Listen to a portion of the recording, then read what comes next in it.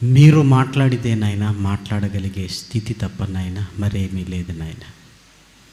కృపతో నాయనా నీ పిల్లలకు చెప్పగలిగే సామర్థ్యాన్ని అనుగ్రహించండి.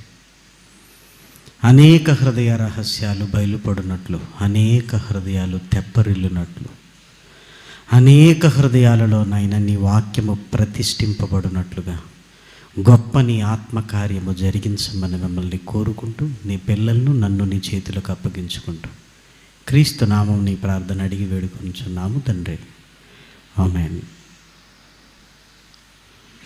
ప్రేమన దేవుని వారలారా, దేవుని ఘనమైన నామమునకు ఆయన అనుగ్రహిస్తున్న ఉచితమైన కృపను బట్టి ఎంతగానో సంతోషిస్తూ క్రీస్తు పేర కృతజ్ఞతాస్తుతులు చెల్లించుచున్నాను. వేదికను అలంకరించిన దైవ దాసులకును సభాధ్యక్షులకును, అనేక ప్రాంతాల నుంచి దేవుణ్ణి ప్రేమించి వచ్చిన దేవుని పిల్లలైన విశ్వాసులైన మీ అందరికీ కూడా క్రీస్తు పేర శుభములు వందనములు తెలియజేసుకుంటూ, నిన్నటి దినం వివాహాన్ని గురించి దేవుని సంకల్పంతో ముందుకు వెళ్ళాలి అనే లేఖనాలను బట్టి మనం చూసాం.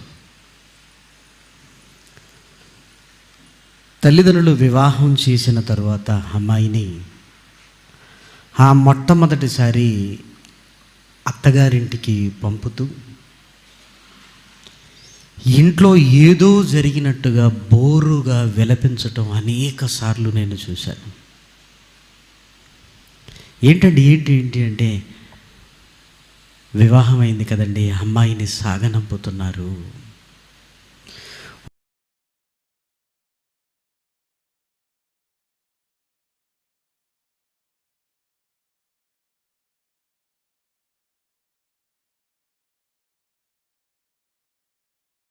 వారు పంపుతున్నప్పుడే గుండె లవిసేలా ఏడుస్తున్నప్పుడు మా అమ్మాయి ఇక వెళ్ళిపోతుంది అంటే, వాళ్ళు పంపుతున్నప్పుడే వాళ్ళ దుఃఖాన్ని చూసినప్పుడు నాకు ఏమనిపించిందంటే, అమ్మాయి వెళ్ళిపోతే ఆ తల్లిదండ్రుల దుఃఖం ఎప్పటికి తీరుతుంది?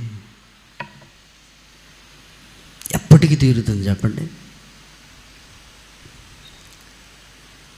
మన కళ్ళ ముందు జరుగుతున్న ఇవన్నీ కూడా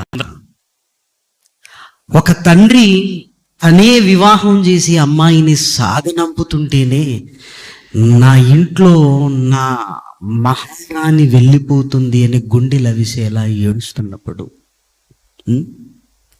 అదే కూతురు తల్లిదండ్రుల గుండెల మీద తన్ని వెళ్ళిపోతే ఆ తల్లిదండ్రులు ఎంత వేదన చెందాలి, ఎంత వేదన చెందాలి. అందుకే జరిగిపోయిన వాటిని గురించి నేను మాట్లాడట్లేదు. అలాని ఒకరినొకరు ఆదర్శంగా తీసుకుని మిగిలిన పిల్లలు కూడా ఎక్కడ పాడైపోతారేమో అన్న భయం. జరిగింది ఏదో జరిగిపోయింది, వదిలేయండి. కానీ ఆల్రెడీ ఇదిగో మరలా అలాంటి పరిస్థితులలోనికి మన పిల్లలు రాకూడదన్న తపనే తప్ప, ఇది నా జీవితంలో జరిగిపోయింది కదా అని మీరేమీ కలత చెందవలసిన అవసరత లేదు. ఎందుకంటే జరిగిన దానిని మరలా వెనక్కి తిరిగి మనం మరలా ఏమీ చేయలేం. కాబట్టి జరగబోతున్న వాటి విషయంలో జాగ్రత్త పడదాం. జరగబోతున్న వాటి విషయంలో జాగ్రత్త పడదాం. పరమందున్న దేవుడు తల్లిదండ్రులుగా నీ కళ్ళ ముందు ఇద్దరిని పెట్టి ఇద్దరి మధ్యలో నీ పెంపకం అల్లారు ముద్దుగా సాగుతున్నప్పుడు నీ గురించి అన్నీ ఆలోచించగలిగే నీ తల్లిదండ్రులు, వారు ఆలోచించకపోయినా నీ గురించి ఆలోచించే ఉన్నతుడైన దేవుడుండగా నిన్ను పుట్టించిన ఆయన నీకు పెళ్లి చేయడా? తల్లి గర్భంలో నిన్నేసి 9 నెలలు నీకు ఆకారాన్నిచ్చి కంటికి రెప్పల 20 ఏళ్ళు 25 ఏళ్ళు కాపాడిన ఆయన ఏమంటే పెళ్లి చేయడా? ఎందుకు? సొంత ఆలోచనలతో కుటుంబాన్ని శోక సంద్రములోనికి నెట్టినట్టుగా నెడుతున్నాం ప్రేమను అట్లారు. అందుకే వివాహంలో దేవుని పట్ల ప్రేమ ఉండాలి తప్ప ఏమండి యువతి యువకుల మధ్య ప్రేమ పునాదై అది పెళ్లిగా మారితే కూలిపోవడానికి ఎంతో కాలం పట్టదు ప్రేమన వారలారా. మరి వివాహం జరిగిన తరువాత సరే, ఆల్రెడీ ప్రేమ వివాహమో లేదో తల్లిదండ్రులు చూసిన ప్రేమ వివాహం జరిగిన తరువాత, తల్లిదండ్రులు చూసిన వివాహం జరిగిన తర్వాత, భార్యాభర్తలుగా జీవితాన్ని ప్రారంభించిన తరువాత భార్యాభర్తల ఎదుట ఉన్న ఒక పెద్ద ఇష్యూ ఏంటంటే గర్భఫలము. తల్లిదండ్రుల ఒత్తిడి కాస్త ఒక 2-3 సంవత్సరాలు కాగానే సమాజంలో ఉన్న వాళ్ళు మనల్ని అడుగుతుంటారు, ఏంటి పిల్లలు ఎంతమంది? నెమ్మదిగా మనకు తెలియకుండానే ఆ ఒత్తిడిలోనికి మనం వెళ్ళిపోతుంటాం. ఏమంటే ఆ పరిస్థితులు ఎలా తట్టుకోవాలి, గర్భఫలము కొరకు భార్యాభర్తలుగా ఎలా మానసికంగా సిద్ధపడాలో తెలియక కృంగిపోతూ ఎవరో సలహాలు విని డాక్టర్ల దగ్గరికి వెళ్ళి అనుమానాలను పెంచుకొని నమ్మకాన్ని కోల్పోయి ఆరోగ్యాలను పాడు చేసుకున్నవారు బోళ్ళంతమంది ఉంటారు. డాక్టర్ దగ్గర కూర్చోగానే డాక్టర్ మాట్లాడుతూ, అమ్మా నీలో ఏమీ లేదు లోపం, మీ ఆయనలో లోపం అనగానే మా ఆయనలో లోపం అన్నది ఆమె మనసులోనికి వెళ్ళిపోతుంది. భర్తను కూర్చోబెట్టి నువ్వు బానే ఉన్నావు, మీ ఆవిడలో లోపం ఉందేమో అనగానే మా ఆవిడలో లోపం, ఒకరి మీద ఒకరికి నమ్మకం ఏమైపోతుంది? సన్నగిల్లిపోతుంది ప్రియమైన వారలారా. మరి ఏం చెయ్యాలి? మందులు. మరి ఏం చెయ్యాలి? ఏమండి వైద్య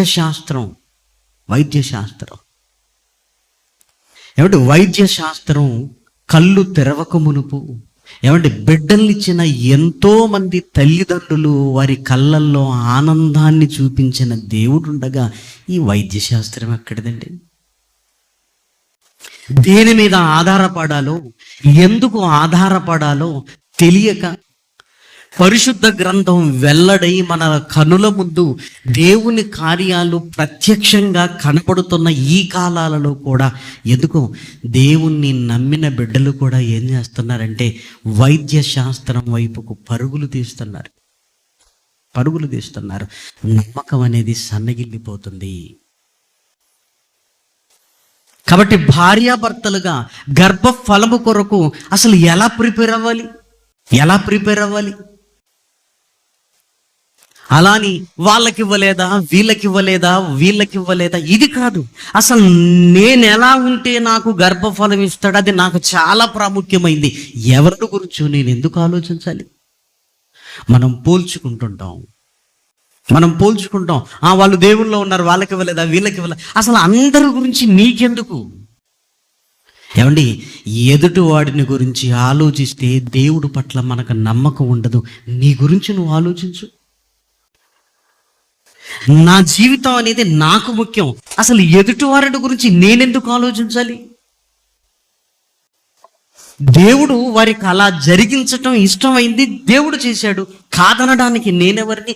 నేను మాత్రం ఒక యోగ్యుడుగా ఉండి నా కన్న తండ్రి నన్ను కరుణించేటట్లుగా మానసికంగా శారీరకంగా నేను సిద్ధపడతాను అనుకోవాలి తప్ప ఎదుటి వారితో పోల్చుకుంటూ అపనమ్మకంలోనికి వెళుతూ భార్యాభర్తలు గర్భఫలము కొరకు ఎలా దేవుణ్ణి ఆశ్రయించాలో మర్చిపోతున్నారు. రెండవ భాగంలోనికి వెళ్ళగలిగితే గర్భఫలాలను దేవుడు ఇచ్చాడు, చాలా సంతోషం. 2, 3, 4 ఇచ్చాడు, సంతోషం. ఇచ్చిన తర్వాత ఏమనుకున్నామంటే, అమ్మయ్య నాకు పిల్లలు ఉన్నారు కదా, ఎవరు అడిగినా టకీమని చెప్పుకోవచ్చు, 2, 3, 4 అని. కానీ వారి కొరకు ఏమైనా ప్రార్థన చేస్తున్నావా? వారి కొరకు నువ్వేమైనా ప్రార్థన చేస్తున్నావా? గర్భఫలము కావాలి అని చాలామంది ప్రార్థన చేస్తున్నారు. గర్భఫలాలు ఇచ్చిన తర్వాత వాళ్ళు ప్రయోజకులు అవ్వాలి అని ఏమైనా ప్రార్థన చేస్తున్నావా తల్లిదండ్రులుగా? ఏమండి, లేవండి కాస్త. ఏంటి పడుకోనివ్వకుండా? కాస్త మీరు లేవండి, రండి. మన ఇద్దరి పిల్లల కొరకు మనం ప్రార్థన చేద్దాం. అలాగే పాప గురించి మీరు చేయండి, బాబు గురించి నేను చేస్తాను. తల్లిదండ్రుల ప్రార్థనలు ఈరోజు పిల్లలకు అండగా ఏమైనా ఉన్నవా? ఆస్తులు ఇస్తే పాడైపోతారు ప్రేమను వాళ్ళారా. వారి కొరకు ఒక ప్రార్థనను కంచెగా వాళ్ళ చుట్టూ నువ్వు వేయగలుగుతున్నావా తల్లిదండ్రులుగా? ఎక్కడికి వెళ్ళినా ఇదే గోల. ఇంగ్లీష్ మీడియం చదివిస్తున్నాం, బట్టలు ఇస్తున్నాం, వీడు గొప్ప వాడు గొప్ప. ఇదేనా?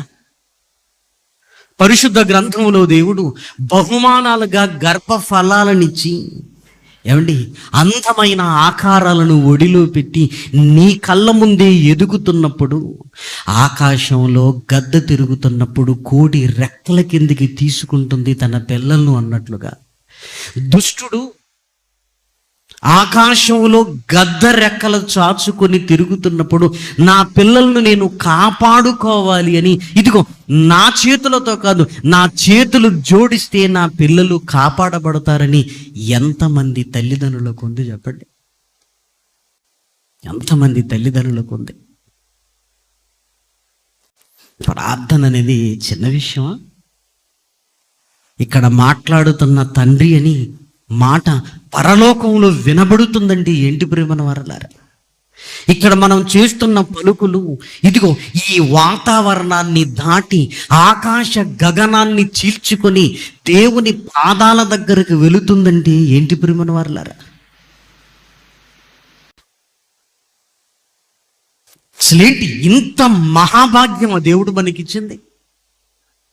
ఏమండి, నోరు తెరిచి చేయటం కాదు, ఈ ప్రార్థన వెళ్ళగలుగుతుందంటే అసలు ఎంత అద్భుతం ప్రేమను వారలారా. ఒక్కసారి బయటికి వెళ్ళి చూడండి.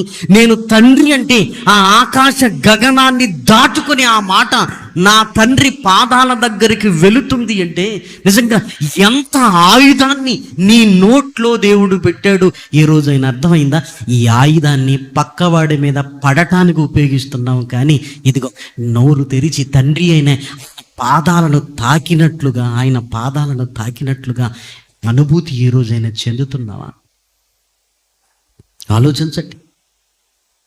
మన పిల్లల కొరకు ఎన్ని గంటలు ప్రార్థన చేస్తున్నాం? మన పిల్లల కొరకు, ఎదిగిన పిల్లల కొరకు, వారి వివాహాల కొరకు, ఇదిగో వాడు పై చదువులు అని దూరం వెళుతున్నారు, అక్కడ పరిస్థితులు ఎలా ఉంటాయి? తండ్రి కాపాడు నాయన, కాపాడు నాయన, నా పిల్లలు నాయన, నా పిల్లలు నీ కొరకు బ్రతకాలి అని ఒక వేదనతో ప్రార్థన చేసే తల్లి కనపడుతుందా? ఒక వేదనతో తండ్రిగా నువ్వు నీ పిల్లల కొరకు ఏమైనా ప్రార్థన చేస్తున్నావా? అవసరానికి డబ్బులు పడేస్తున్నాం, వాళ్ళు చెప్పిన కబుర్లు విని తెగ సంతోషపడుతున్నాం, కానీ దుష్టుడు ఒకడు ఉన్నాడు అని, వల పన్నుతున్నాడు అని, ఆ వల ఎలాంటి వల, భయంకరమైన వల అని వారిని ఆ వలలోనికి వెళ్లకుండా కాపాడటానికి నువ్వేమైనా నీ పిల్లల తరపున నీ తండ్రికి ఏమైనా మొరపెట్టగలుగుతున్నావా? ఆలోచించు. పిల్లల కొరకు ప్రార్థన చేయాలి. పిల్లలు కావాలన్నా భార్య భర్తలు ప్రార్థన చేయాలి. పిల్లలు కలిగిన తర్వాత కూడా ఆ పిల్లల భవిష్యత్తు కొరకు ప్రార్థన చేయాలి. ఆ పిల్లల భవిష్యత్తు కొరకు కదా.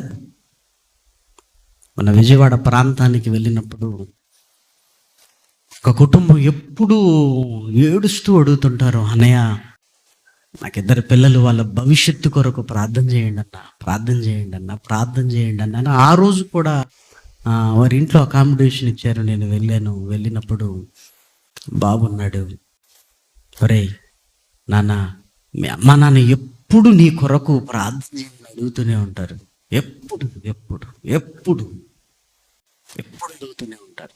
వాడికి తెలియదు అది. ఎప్పుడు అడుగుతూనే ఉంటారు నీ పిల్లలకు, మా పిల్లల కోసం ప్రార్థన చేయమని అనగానే ఒకంత ఆశ్చర్యం. ఏదో మా అమ్మ నాన్న అనుకుంటున్నా, కానీ నా కొరకు ఇన్నిసార్లు ప్రార్థన చేయమని అడిగారు అంకుల్ అని ఆశ్చర్యపోతున్నాడు. నీ పిల్లల కొరకు ఎంతమందిని ప్రార్థనలో పెట్టగలుగుతున్నావు? ఎంతమందిని ప్రార్థనలో పెట్టగలుగుతున్నావు?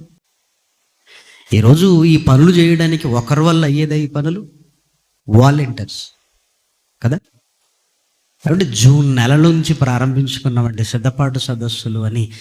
దేవుని పాదాలు పట్టుకోవటమే, నాయనా సహాయం చేయి, నాయనా సహాయం చేయి. ఎన్ని వందల ప్రార్థనలండి. నీ పిల్లల కొరకు ప్రార్థన చేయమని ఎంతమందిని సహాయం కోరావు? ఎంతమందిని సహాయం కోరావు? 100 మంది నీ పిల్లల కొరకు ఏమన్నా ప్రార్థన చేస్తున్నారా? వాళ్ళ చుట్టూ ఎలాంటి కంచె వేయగలుగుతున్నావు? తల్లిదండ్రులుగా ఇది మన బాధ్యత ప్రేమను అన్నారా. లేఖనాలలోనికి వెళ్ళి మనం చూడగలిగితే పరిశుద్ధ గ్రంథంలో వ్రాయబడిన ఉన్నతమైన మాటలను ఆలోచించగలిగితే ప్రేమన వారలారా, ఆదికాండము దయచేసి చూడండి. ఆదికాండము 25వ అధ్యాయం, ఆదికాండము 25వ అధ్యాయము 21వ వచనం. ఇస్సాకు భార్య గొడ్రాలు గనుక అతడు ఆమె విషయమై యెహోవాను వేడుకొనెను. యెహోవా అతని ప్రార్థన వినెను గనుక అతని భార్య అయిన రిబుక గర్భవతి ఆయెను. ఇస్సాకు గారి జీవితంలో కూడా గర్భ ఫలాలు లేక ఇబ్బంది పడుతున్న రోజులు ఉన్నవి ప్రేమన వారలారా. రిబుక గొడ్రాలైనందున అసలు పిల్లలు లేని స్థితి వారి జీవితంలో ఉంది, వారి జీవితంలో ఉంది, వారి జీవితంలో ఉంది. శారా గారు వచ్చేసి, నాయనా పిల్లలు లేరురా, ఏమైనా డాక్టర్ దగ్గరికి వెళ్తారా అని సలహా ఇవ్వలేదు. ఏమండి, పెద్దలుగా సలహా ఇవ్వకండి. అసలు పట్టుమని 4-5 ఏళ్ళు ఉండదు వివాహమై, వెళ్ళండి హాస్పిటల్కి, వెళ్ళండి. ఎందుకు వెళ్ళాలి? మరి ఎక్కడికి వెళ్ళాలి అంటే సంఘానికి రండి, దేవుని సన్నిధిలోనికి రండి. అమ్మా ఏంటమ్మా, నాన్న నువ్వు దేవునిలోనే ఉన్నారు కదా, నా వివాహం కూడా దేవుని సంకల్ప ప్రకారమే జరిగింది కదా, పిల్లలు లేని స్థితి ఏంటమ్మా? ఒక కొడుకు తల్లితో పంచుకుంటాడు ఏదైనా. ఏంటమ్మా? శారా చిన్నగా నవ్వి, రేయ్ ఎన్ని సంవత్సరాలు నీకు? 40 ఏళ్ళు కదమ్మా నాకు పెళ్ళయింది. ఒరే నిన్ను మాకెప్పుడు ఇచ్చాడో తెలుసా? మీ నాన్న వయసు వింటే గుండె ఆగిపోతుంది నీకు. రమారమి ఎన్ని సంవత్సరాలు? రమారమి ఏమండి 90 పై మాటే ప్రేమన వారని 100 ఏళ్ళ వాడు. ఇక నా సంగతి అంటావా? అసలు నేను కంటానన్న స్థితి నాకే తెలీదు. ఏమంటే తల్లిదండ్రులు చెప్పే ధైర్యం ఎంత బాగుంటుంది వారినారా, ఎంత బాగుంటుంది కదా. అందుకే కష్టం రాగానే నాన్నెక్కడున్నాడు, అమ్మ ఎక్కడుందని వెతుకు, వాళ్ళతో చెప్పు. నీ అతిపెద్ద కష్టాన్ని ఎంత ఈజీగా తీసేస్తారంటే చిన్నగా రేయ్ నీకు అర్థమయ్యేటట్టుగా చెప్తాను, నువ్వెప్పుడు రా మాకు పుట్టింది? మరి నన్ను ఎలా ఇచ్చాడమ్మా దేవుడికి? నీకు ఎలా ఇచ్చాడు దేవుడు? మీ నాన్నరా ఒకరోజు దేవుడితో మాట్లాడుతూ ఏమన్నాడో తెలుసా? చాలా బాధగా ఉన్నాడు. నాకు అన్నీ ఉన్నాయి కానీ ఏమి లేదు, అన్నీ ఉన్నాయి ఏమి లేదు, పిల్లలు లేరు కదా, నా ఆస్తికి ఇదిగో వారసుడు లేడు కదా అన్నాడు. ఆ రోజు దేవుడు వాగ్దానం చేశారా, ఆ రోజు వాగ్దానం చేశాం. ఎందుకు ఇవ్వవు? నేను నిన్ను నమ్మాను కదా, వీడికిచ్చావు, వాడికిచ్చావు. అబ్రాహాం ఏమేం మాట్లాడలేదు, తన బాధను వ్యక్తపరుచుకున్నాడు అంతే. నాకు పిల్లలు లేరు కదా. అందుకే ఎప్పుడు కూడా ఒకరితో పోల్చుకోకు, నీ బాధ చెప్పు ఆయనకి, వెంటనే దేవుడు బహుమానాన్ని గురించి ఆలోచిస్తున్నాడు. దయచేసి చూడండి. ఆదికాండము 15వ అధ్యాయం, ఆదికాండము 15వ అధ్యాయము మొదటి వచనం. ఇవి జరిగిన తరువాత యెహోవా వాక్యము అబ్రహామునకు దర్శనమంది వచ్చి, అబ్రామా, భయపడకుము, నేను నీకు కేడెము, నీ బహుమానము అత్యధికమగునని చెప్పెను. అందుకు అబ్రాహాము, ప్రభువైన యెహోవా, నాకేమి ఇచ్చిననేమి, నేను సంతానము లేనివాడనైపోచున్నానే. దమస్కు ఏలియేజరే నా ఇంటి ఆస్తికర్తయగును గదా.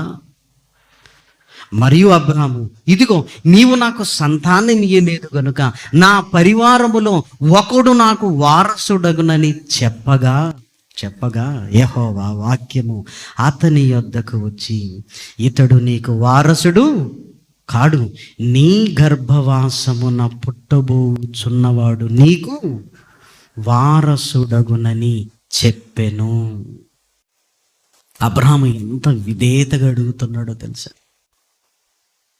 నిజమే కదా, ఎన్ని ఇచ్చినా నాకు పిల్లలు లేరు కదయ్యా, నాకు పిల్లలు లేరు కదా. నిజంగా ఆ మాట ఎంత విధేయతంగా, ఎంత తగ్గించుకొని, నాకు సంతానం ఇవ్వలేదు కదయ్యా అంటున్నాడు. ఎందుకు ఇవ్వలేదు? ఏమండి, దేవుణ్ణి ఎప్పుడు క్వశ్చన్ చేయకూడదండి. మనం ఇదెందుకు చేసావు, అదెందుకు చేసావు, ఇదెందుకు చేయవు. ఒక అడుక్కునేవాడు నీ దగ్గరకు వచ్చి ఎంత తగ్గించుకుంటాడో, మనం కూడా దేవుణ్ణి ఏం చేయాలి? అడుక్కునేవారం అని మర్చిపోకండి ఎప్పుడు కూడా. నాకు ఇది కావాలయ్యా. రే, మీ నాన్న ఆ రోజు అడిగాడ్రా, అడిగితే నిన్నిచ్చాడ్రా. అది చాలదా ఇస్సాకుకు ధైర్యం? గబగబా వెళుతున్నాడు, తన భార్యకు ధైర్యం చెప్తున్నాడు. లేదు లేదు, దేవుడు మనకున్నాడు, దేవుడు ఖచ్చితంగా మనకు గర్భఫలాన్ని ఇస్తాడు. భార్యాభర్తలు ఎప్పుడు ఒకరి మీద ఒకరికి నమ్మకాన్ని కలిగి, ఇదిగో నేను నమ్ముతున్నాను, నువ్వు కూడా నమ్మాలని ఒకరికొకరు ధైర్యం చెప్పుకోవాలి. ప్రియమైన వారలారా, ధైర్యం చెప్పుకోవాలి. ఇస్సాకు గారి జీవితంలోనే ఈ పరీక్ష ఎదురైందంటే మీరు ఆలోచించండి. చాలామంది గర్భఫల కొరకు ప్రార్థన చేయమంటారు. అప్పుడప్పుడు గమనిస్తున్నప్పుడు స్త్రీలు మాత్రం వస్తుంటారు, పురుషులు రారు. దేవుడు గర్భఫలం ఇద్దరికి కలిపి ఇయ్యాలా, ఒకరికి ఇయ్యాలా? మరి ఎందుకు స్త్రీలు మాత్రం బాగా ఆరాట పడుతుంటారు? పురుషులకి ఏంటంటే మాకు ఇచ్చినా ఒకటే, ఏకపోయినా ఒకటే, ఆమె ప్రార్థన చేసుకుంటే సరిపోతులే అనుకుంటారు. నో, ముందు భార్య హృదయం భర్త వైపు, భర్త హృదయం భార్య వైపు. ఏమండి, గర్భఫలము కొరకు మనం ఎదురు చూస్తున్నాం. ఎలా ఉంది మీ ఆత్మీయ జీవితం? బాగున్నారా? దేవుడు ఇవ్వగలడు, కానీ మనమేమైనా ఆటంకంగా ఉన్నావా? మీ జీవితం ఏంటి? నాకు తెలియని రహస్య జీవితం ఏమైనా ఉందా?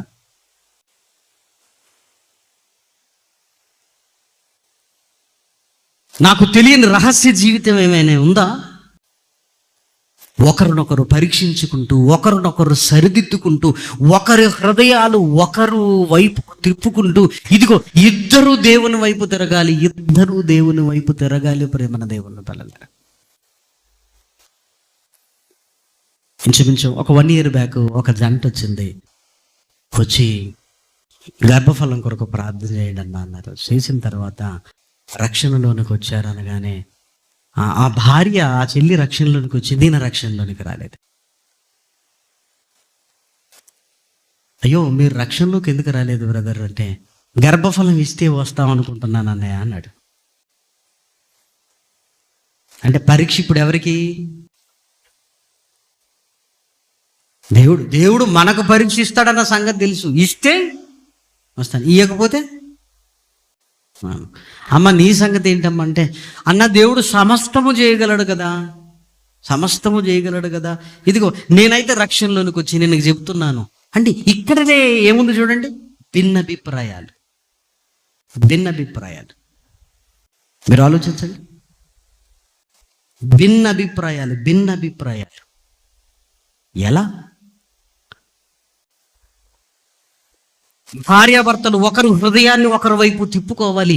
ఇదిగో ఇద్దరు దేవుని దగ్గర నుంచి బహుమానం పొందుకునేటట్లుగా ఆ యోగ్యతలోనికి రావాలి. ప్రియమైన వారలారా, ఆ యోగ్యతలోనికి రావాలి.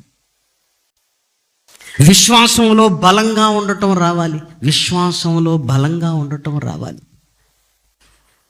దేవుడు తప్పనిసరి చేయగలడన్న ఆ స్థిర విశ్వాసములోనికి రావాలి. ప్రియమైన దేవుని పిల్లలారా, కలిసి ప్రార్థన చేసుకోవటం రావాలి. ప్రియమైన దేవుని పిల్లలారా, కలిసి భోజనం చేస్తున్నారు, కలిసి ఒకే ఇంట్లో ఉంటున్నారు, కలిసి ప్రార్థన చేయడానికి ఏమైంది ప్రియమైన వారలారా?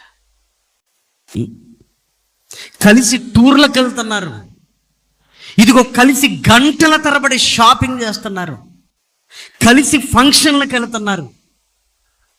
మహా అంటే 10-15 నిమిషాలే కదా, 10-15 ఓ అరగంట ఇద్దరు కలిసి చక్కగా ప్రార్థన చేసుకుంటే అరగంట కేటాయించలేకపోతున్నారా?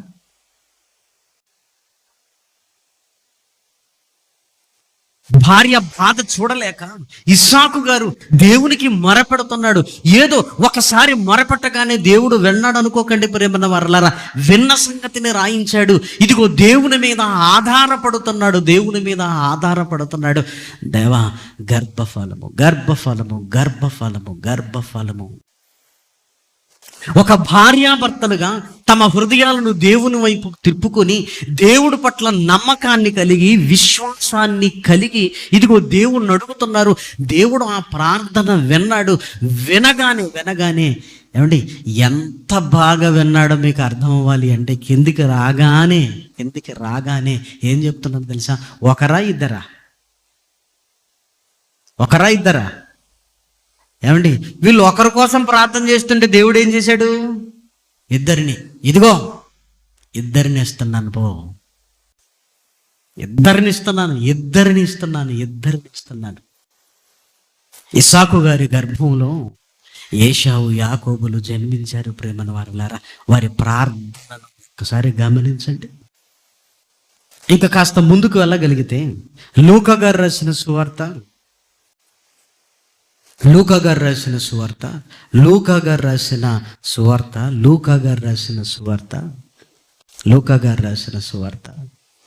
అధ్యాయము, లూకా గారు రాసిన సువార్త మొదటి అధ్యాయము 5, 6, 7 వచనాలను చూడండి. యూదయా దేశపు రాజైన హేరోదు దినములలో అబియా తరగతిలోనున్న జకరియా అను ఒక యాజకుడుండెను. అతని భార్య అహరోను కుమార్తెలలో ఒకతే, ఆమె పేరు ఎలిజబెతు. వీరిద్దరూ ప్రభు యొక్క సకలమైన ఆజ్ఞల చొప్పునను న్యాయ విధుల చొప్పునను నిరపరాధులుగా నడుచుకొనుచు దేవుని దృష్టికి నీతిమంతులై ఉండిరి. ఎలిజబెతు గొడ్రాలైనందున వారికి పిల్లలు లేకపోయిరి, మరియు వారిద్దరూ బహుకాలము గడిచిన వృద్ధులైరి. ఏమండి, వృద్ధాప్యములో ఉన్నారు, గర్భఫలము లేదు. ఏమండి, ఎంత చక్కగా ఉన్నారంటే సకల న్యాయ విధుల చొప్పున నిరపరాధులు, సకల ఆజ్ఞల చొప్పునను న్యాయ విధులను. వీళ్ళ మధ్య ఏ సమస్య లేదు చూడండి.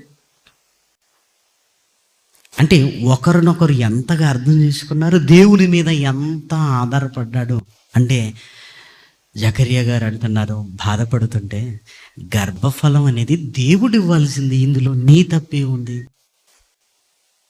నాదే ఉంది. చూసారా, ఎవరిలో లోపం ఉందని మనం మాట్లాడుకుంటుంటే వాళ్ళు ఏమనుకుంటున్నారు?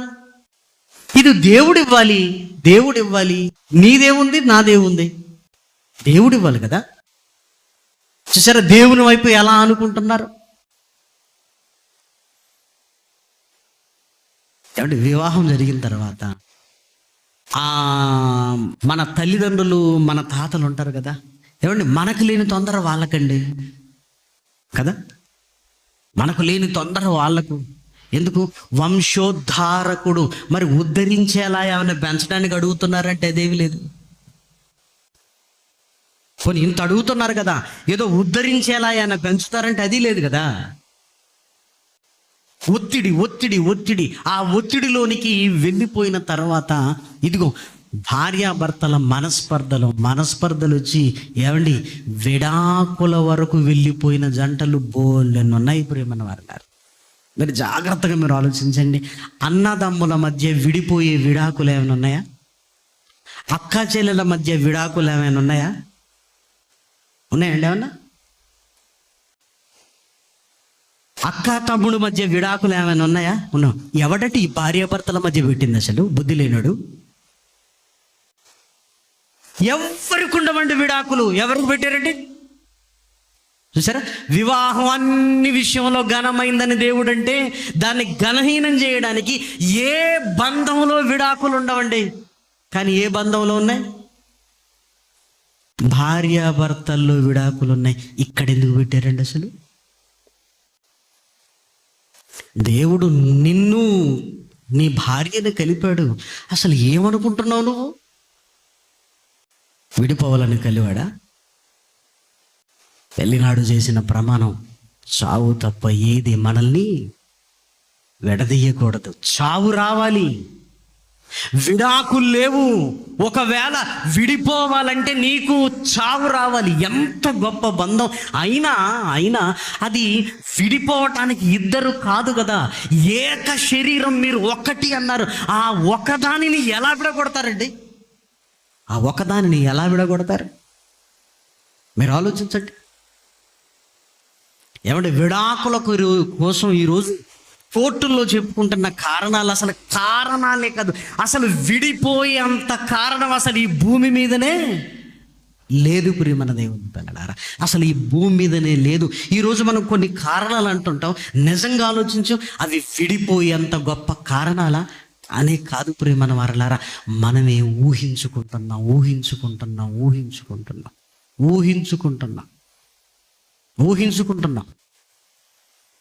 ముసలితనంలో ఓ సమస్య ఇంట్లో కనబడుతుంది. యాజకుడుగా సేవా ధర్మం జరిగిస్తుంటే ఆయనకే పిల్లలు లేరు అని ఎంతమంది అడిగి ఉండాలి? అయినప్పటికీ కూడా సకల ఆజ్ఞల చొప్పునను న్యాయ విధుల చొప్పునను నిరపరాధులుగా ఉన్నారు.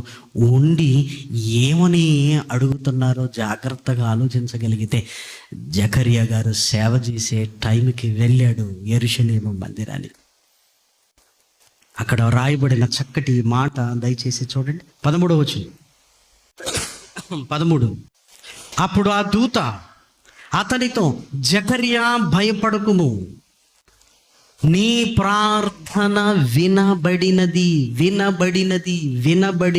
నీ ప్రార్థన వినబడింది. అంటే జకరియా గారు దేని కొరకు ప్రార్థన చేస్తున్నాడు? వెంటనే నీ భార్య అయిన ఎలిజబెత్ కుమారుణ్ణి కనుడు, అతనికి యోహానను నువ్వు పేరు పెట్టుదు. నీ ప్రార్థన వినబడింది అనగానే మనం దేనికి కనెక్ట్ అవుతామంటే, జకరియా గారు నాకు గర్భఫలము కావాలని ప్రార్థన చేశాడు. ఆ ప్రార్థన వినబడింది. వెంటనే నీ భార్య అయిన ఎలిజబెత్ గర్భము ధరించి నీ కుమారుణ్ణి కంటుంది అన్నట్లుగా కనెక్ట్ అవుతాం. కానీ జకరియా ప్రార్థన చేసింది గర్భఫలము కోసం కాదు. అలానే ఉంది కదా అనిపిస్తుంది మనకి. కానీ జకరియా నీ ప్రార్థన వినబడింది. అసలు దేని కొరకు జకరియా యెరూషలేములో ఇదిగో ప్రార్థన చేస్తున్నాడు? అసలు యెరూషలేములో ఉన్నవారు దేని కొరకు ప్రార్థన చేస్తున్నారో లేఖనాలలోనికి వెళ్ళి చూడగలిగితే, లూకాసు వార్త 2వ అధ్యాయం, 25వ వచనం. యెరూషలేమునందు సిమియోనను ఒక మనుష్యుడుండెను. అతడు నీతిమంతుడును భక్తిపరుడునై ఉండి ఇశ్రాయేలు యొక్క ఆదరణ కొరకు కనిపెట్టువాడు. ఇశ్రాయేలీలు ఆదరింపబడాలి అని యెరూషలేములో నుండి ప్రార్థన చేస్తూ కనిపెడుతున్నాడు. అదేవిధంగా లూకా గారు రాసిన సువార్త 2వ అధ్యాయము 37-38 వచనాలు చూడండి. 84 సంవత్సరములు విధవరాలయ్యుండి దేవాలయము విడువక ఉపవాస ప్రార్థనలతో రేయింబగళ్ళు సేవ చేయుచుండెను.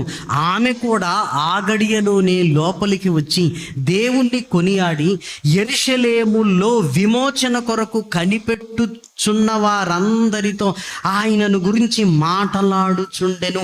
ఈమె కూడా రేయింబగళ్ళు ప్రార్థన చేస్తుంది, ఉపవాస ప్రార్థన.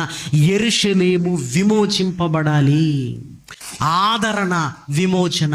ఇప్పుడు చాలా జాగ్రత్తగా ఆలోచించగలిగితే జకర్యా యాజకుడు అబియా తరగతి చొప్పున యెరూషలేము దేవాలయానికి వెళ్ళాడు. దేవాలయం లోపలికి వెళ్ళిన తర్వాత పర్సనల్ ప్రేయర్ చేసుకోవడానికి అవకాశం ఏమీ లేదు. యాజకుడు లోపలికి వెళ్ళాడంటే ప్రజలందరి తరపున ఏం చేయాలి? ప్రార్థన చేయాలి. ఒక సంఘ కాపరి సంఘంలో ప్రార్థన చేస్తున్నప్పుడు ప్రజలందరి గురించి దేవునికి మొరపెట్టాలి. ఇంట్లో ఉన్నప్పుడు నీ పర్సనల్ ప్రేయర్. యాజకుడు ప్రజలందరి కొరకు ఇదిగో దేవునికి మొరపెట్టాలి, మధ్యవర్తి. జకర్యా నీ ప్రార్థన వినబడింది అంటే ప్రజలందరి కొరకు నువ్వు చేసిన ప్రార్థన వినబడింది, ప్రజలందరి కొరకు నీవు చేసిన ప్రార్థన వినబడింది. మరి అక్కడ ప్రజలు ఉన్నారా లేదా మీరు చూడగలిగితే లూకా గారు రాసిన సువార్త 1వ అధ్యాయము 10వ వచనాన్ని చూడండి. ధూప సమయమందు ప్రజల సమూహమంతయు వెలుపల ప్రార్థన చేయుచుండగా ఇదిగో వాళ్ళందరి తరపున యాజకుడు లోపల దేవునికి విన్నవించుకోవాలి. నీ ప్రజలకు ఆదరణ కావాలి, నీ ప్రజలకు విమోచన కావాలి అని అందరి తరపున జకర్యా లోపల ప్రార్థన చేస్తూ ధూపం వేస్తున్నాడు. జకర్యా నీ ప్రార్థన వినబడింది, నీ ప్రార్థన వినబడింది, నీ ప్రార్థన వినబడింది. నీ భార్య అయిన ఎలిజబెత్ కుమారుని కంటుందంటే మరి ఇదెందుకు ఇస్తున్నాడు? ఒకవేళ నాకు గర్భఫలము కావాలని ప్రార్థన చెయ్యకపోతే ఎందుకు ఇస్తున్నాడు అంటే నువ్వు చేసిన ప్రార్థన ఏంటో తెలుసా? ఇశ్రాయేలు యొక్క ఆదరణ కొరకు, విమోచన కొరకు నువ్వు ప్రార్థన చేశావు. మరి ఇశ్రాయేలు ఆదరణ, విమోచన మహనీయుడైన యేసుక్రీస్తును ఈ భూమి మీదికి పంపటం ద్వారా జరుగుతుంది. లేఖనాలన్నీ నెరవేరుతాయి. మరి ఆయన రావాలంటే ఆయన కంటే ముందు ఎవరు రావాలి? త్రోవను సరళం చేయడానికి యోహాన్ రావాలి. ఇదిగో ఆయన కోసం నువ్వు ప్రార్థన చేస్తున్నావు గనక ఆయనను పంపుతున్నాను. ఆయన కంటే ముందుగా త్రోవను సరళం చేయడానికి యోహాన్ గారిని నీకే ఇస్తున్నాను పో అన్నాడు. నీకు ఇస్తున్నాను పో. ఎందుకో తెలుసా? నువ్వు నా ప్రజల కోసం ఆలోచించావు, నేను నీ కోసం ఆలోచించాను. నువ్వు నా ప్రజల కొరకు ఆలోచించావు, నేను నీ కోసం. ఏమంటే ఇది రాసి పెట్టుకోండి. నువ్వు దేవుని కోసం ఆలోచిస్తే దేవుడు ఖచ్చితంగా నీ కోసం ఆలోచిస్తాడు. అందులో అనుమానం లేనే లేదు. జకర్యా ఉబ్బి తబ్బిబ్బైపోయాడు. ప్రేమన వారిలాగా చేయి ప్రార్థన. నాయనా ఇదిగో అన్యుల కుటుంబాలలో నుంచి నేను వచ్చాను నాయన, నిన్ను తెలుసుకున్నాను, నాకు ఒక గర్భఫలాన్ని ఇవ్వు. ఇదిగో నా జనాంగాన్ని అంతటిని నడిపించే ఒక యోధుణ్ణి చేస్తాను నాయన, ఒక సేవకుణ్ణి చేస్తాను నాయన, ఒక విశ్వాస వీరుని చేస్తాను నాయన అని అడుగు.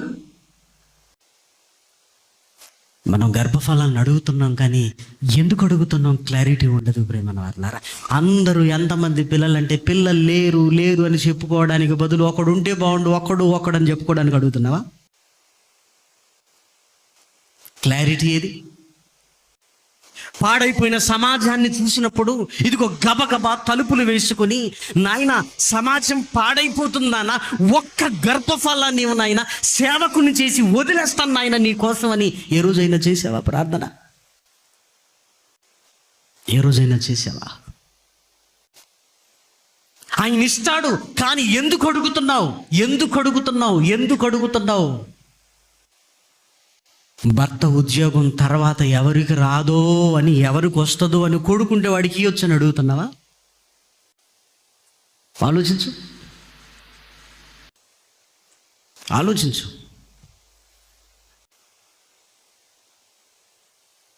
పంజాబ్లో ఒక తల్లి మాట్లాడుతుంది, ఏమనో తెలుసా?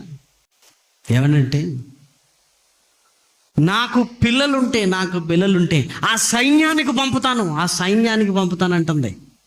బార్డర్లో ఏమంటే, లోకంలో ఉన్న వాళ్ళకే క్లారిటీ ఉంది. ఒకవేళ నాకు పిల్లలుంటే దేశం కోసం పోరాడే ఆ సైన్యంలో చేర్పిస్తానని ఆవిడకి అంత క్లారిటీ ఉంటే, పిల్లల్ని అడుగుతున్నావు కదా, ఎందుకు అడుగుతున్నావు? క్లారిటీ ఏంటి? ఆదరణ కొరకు, విమోచన కొరకు కనిపెడుతున్నారు కదా. జకర్యా, నువ్వు అడుగుతున్నావు కదా, ఇదిగో ఆయనకు త్రోవను సరళం చేయడానికి నీ గర్భాన పుట్టిస్తున్నాను యోహానును అన్నాడు. ఎందుకంటే ఆయనకు క్లారిటీ ఉంది. ప్రేమన దేవుని పిల్లలారా, క్లారిటీ ఉంది, స్పష్టత ఉన్నది. అందుకే యోహాను గారిని ఎంత గొప్పగా పెంచారో మనకు తెలుసు. యవన కాలంలో పుట్టిన వారు బలవంతుని చేతిలో బాణం అంటే, వీళ్ళకు వృద్ధాప్యంలో పుట్టిన బాణం చేసి వదిలేశారు ప్రేమన వారులారా. ఏమంటే, ముసలితనంలోనే ఇంత బాగా పెంచితే మనకెప్పుడు ఇచ్చాడండి పిల్లల్ని? యవన కాలంలో ఇచ్చాడు. ఎంత అద్భుతంగా పెంచాలి అసలు. నువ్వు దేవుని కోసం ఆలోచిస్తున్నావా? నువ్వు దేవునిలో ఉంటున్నావా? నీ కుటుంబంలో రక్షణ ఉందా? నువ్వు దేవుని దగ్గరకు వస్తున్నావా? సమాజాన్ని బాగు చేసే ఒక నాయకుడిని నేను తయారు చేస్తానన్న ఆ ఆశ నీలో ఉందా?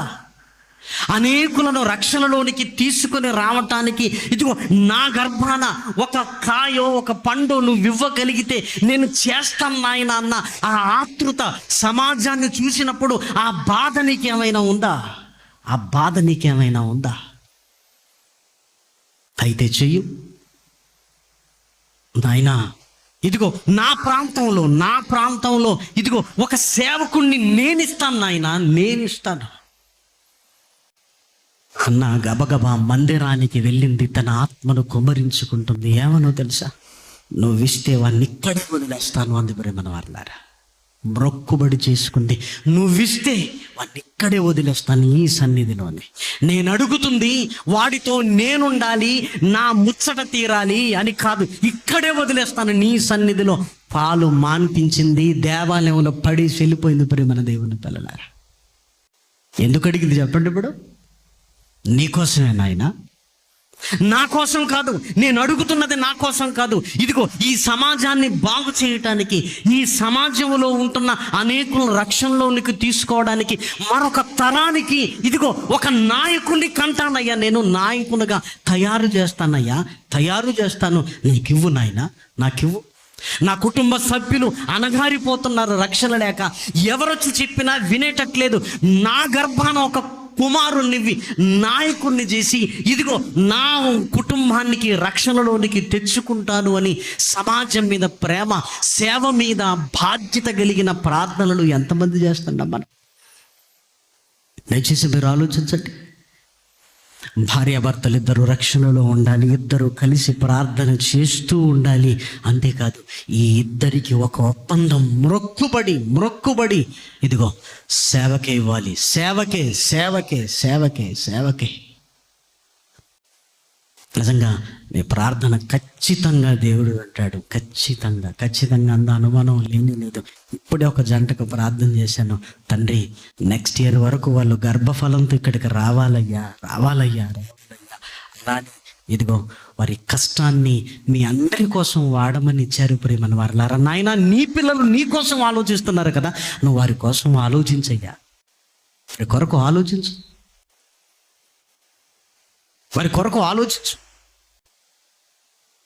ఏమండి, అలాంటి ప్రార్థనలోనికి వెళ్ళాలి.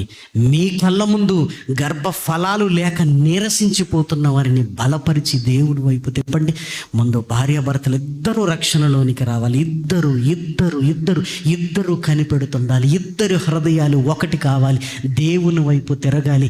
దేవుని చేతుల్లో నుంచి బహుమానం పొందుకున్నామన్న ఆనందం ఇదిగో మీ కళ్ళల్లో కనబడే రోజులు ఎంతో కాలం లేదండి, ఎంతో కాలము లేదు. ప్రియమైన దేవుని పిల్లలారా, అందులో అనుమానం లేనే లేదు. గర్భఫలాలను ఇచ్చిన తర్వాత యోబు గ్రంథము దయచేసి మీరు చూడండి. యోబు గ్రంథంలో వ్రాయబడిన మాట, యోబు గ్రంథంలో వ్రాయబడిన చక్కటి మాట. యోబు గ్రంథము 1వ అధ్యాయం, యోబు గ్రంథము 1వ అధ్యాయంలో యోబు గారిని గురించి రాయబడిన చక్కటి మాట. మొదటి 2 వచనాలు, 1వ అధ్యాయము 1-2 వచనాలు. ఊజు దేశమునందు యోబు అని ఒక మనుష్యుడుండెను. అతడు యథార్థవర్తుడును న్యాయవంతుడునై దేవుని యందు భయభక్తులు కలిగి చెడుతనము విసర్జించినవాడు. అతనికి 7 కుమారులను 3 కుమార్తెలను కలిగిరి. చూడండి 5వ వచనం. వారి విందు దినములు పూర్తి కాగా యోబు తన కుమారులు పాపము చేసి తమ హృదయములలో దేవుణ్ణి దూషించిరేమో అని వారిని పిలువనంపించి వారిని పవిత్రపరిచి అరుణోదయమున లేచి వారిలో ఒక్కొక్కని నిమిత్తమై దహన బలి అర్పించుచు వచ్చెను. యోబు నిత్యము అలాగున చేయుచుండెను. కంటిన్యూస్. ఏమండి, ఇక్కడ ఆలోచించగలిగితే చేసినందు కాదు, చేసుంటారేమో అంటే అర్థం ఏంటండి? వారి హృదయములో అనుకునుంటారేమో. విందుల్లో ఉన్నప్పుడు దేవుణ్ణి దూషించే పరిస్థితి వస్తుందేమో, దేవుణ్ణి మహిమపరచలేదేమో. ఒక అడుగు ముందే ఉన్నాడు ఏంటండి. మన పిల్లల గురించి ఎవరైనా చెప్తారు, ఏమండి మీ బాబు మీ పాప అంటే నమ్ముతామా?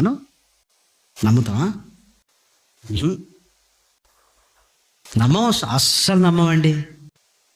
పక్కల గురించి చెప్తే అవునండి నాకు కూడా అలా అనిపించిందండి. మరి మన పిల్లల గురించి చెప్తే అదేం కదండి, ఏదో గిట్టక, మేమంటే పడక. చూసారా? నిత్యము అలాగు చేయుచుండెను. నిత్యము.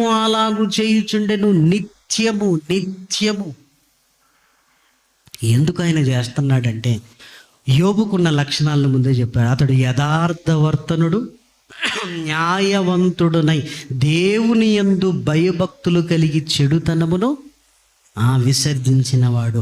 ఆయనలోని చెడు ఉంటే పిల్లలకి ఏం చెప్పగలడు? పిల్లలు కూడా వదిలేస్తాం ప్రేమ వారు. ఏం కాదులే.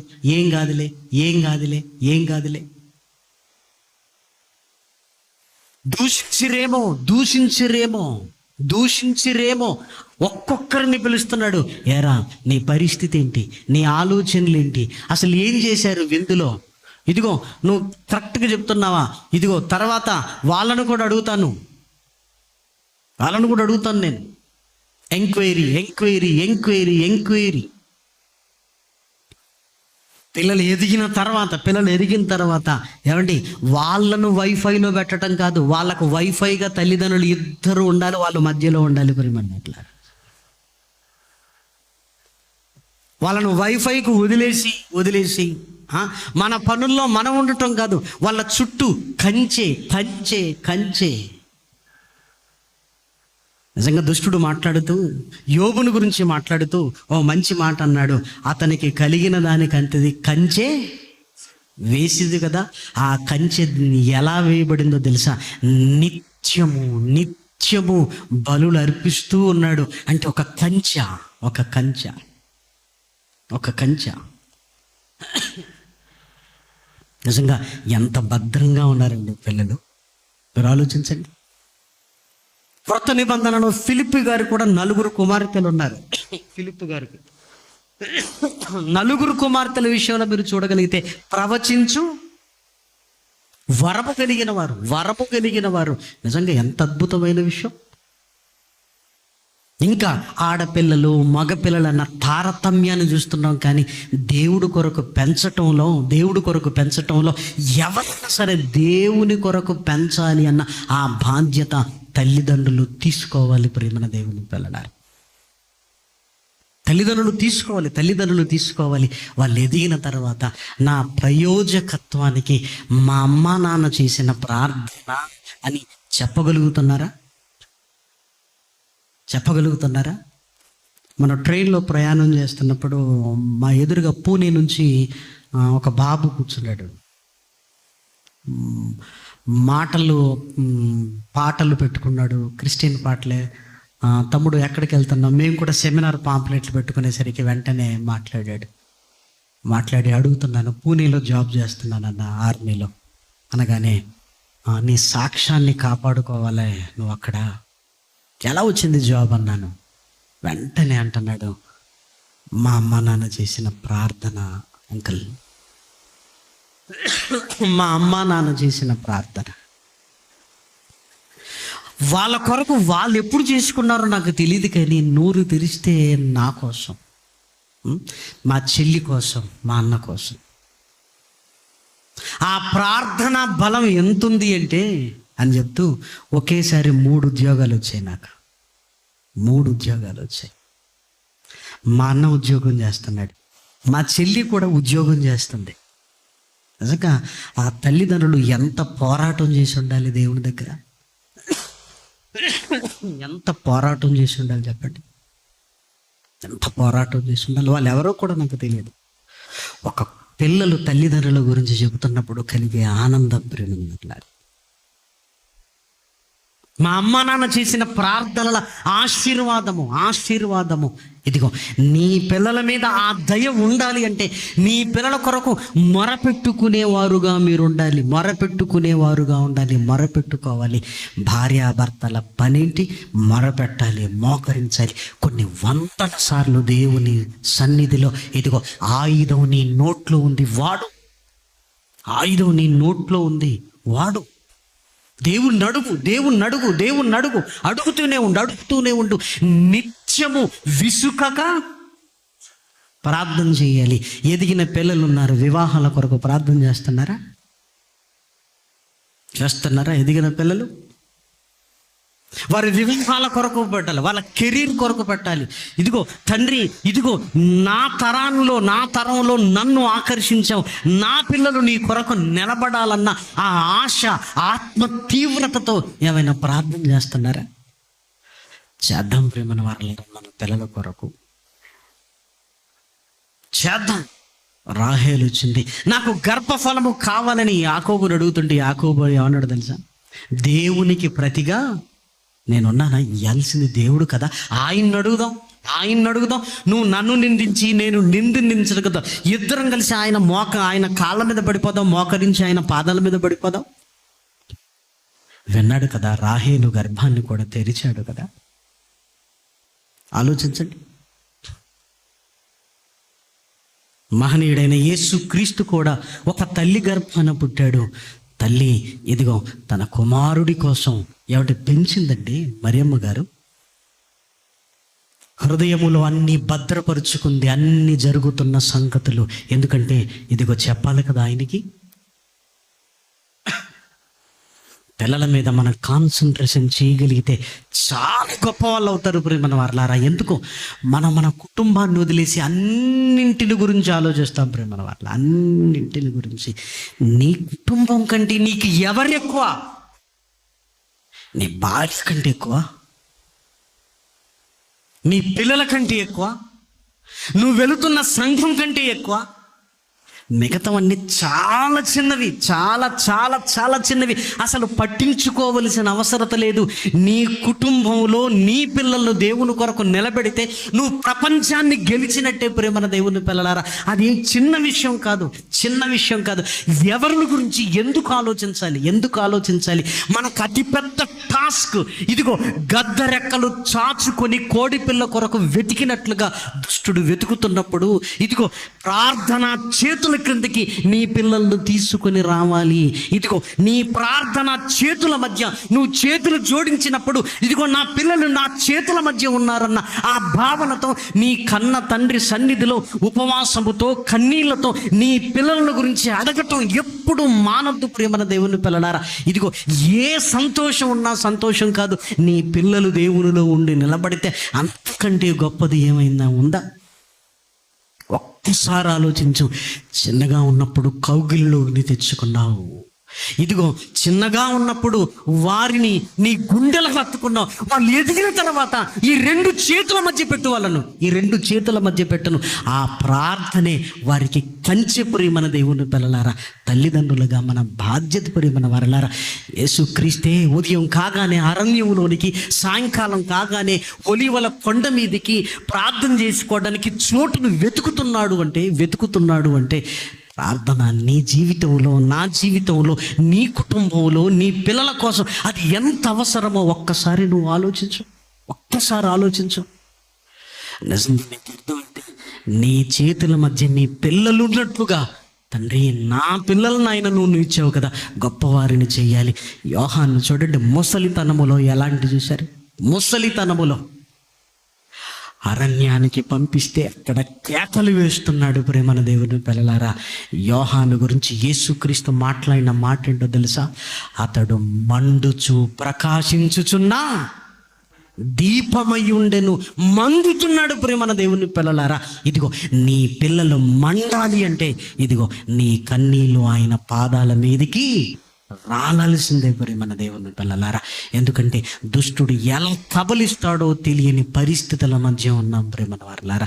అందుకే మన గర్భ ఫలాల కొరకు మనం తండ్రిని మొరపెట్టేవారుగా ఉండాలి ప్రేమన వారలారా. ప్రార్థన చేసుకుంటాం. మహాకృపయు కనికరము కలిగిన మా కన్న తండ్రి, ఘనమైన నీ నామమునకు స్తుతులు. నీ పిల్లల్ని కదిలించండి నాయన. పిల్లల ఎడలో ఒక భారాన్ని నాయన వారి హృదయంలో కుమ్మరించండి నాయన. నా పిల్లలు యోధులు కావాలి, నా పిల్లలు నాయన నీ కొరకు నిలబడాలన్న ఆ తీవ్రతను పుట్టించండి నాయన.